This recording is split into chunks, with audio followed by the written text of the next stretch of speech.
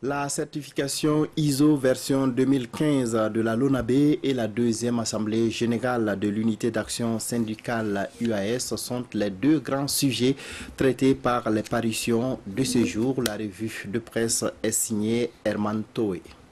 L'argument de manque de ressources pour pressurer les travailleurs n'est pas fondé selon Bassolma Bazier à propos de l'UTS, affiche à sa une le journal Le Quotidien. C'est à l'occasion de l'Assemblée générale de l'unité d'action syndicale UAS tenue ce 18 décembre à la Bourse du travail de Ouagadougou, précise le journal. Cette assemblée s'est penchée sur des préoccupations, notamment l'évolution de la situation nationale et l'application de l'UTS sur les revenus des travailleurs. Le journal indique que pour le fonctionnaires de la catégorie P1 à la catégorie B, les retenues varient entre 175 000 et 6 000 francs CFA. Et ce n'est pas tout, les travailleurs doivent s'apprêter à supporter l'assurance maladie et bien d'autres taxes. Le journal Le Pays lui qualifie cette assemblée générale de sévères réquisitoires de l'UAS contre le pouvoir. Le mouvement syndical ne comprend pas pourquoi le pouvoir appelle à une trêve sociale et à un effort de guerre. Pendant ce temps, il soumet les masses laborieuses à une pression fiscale.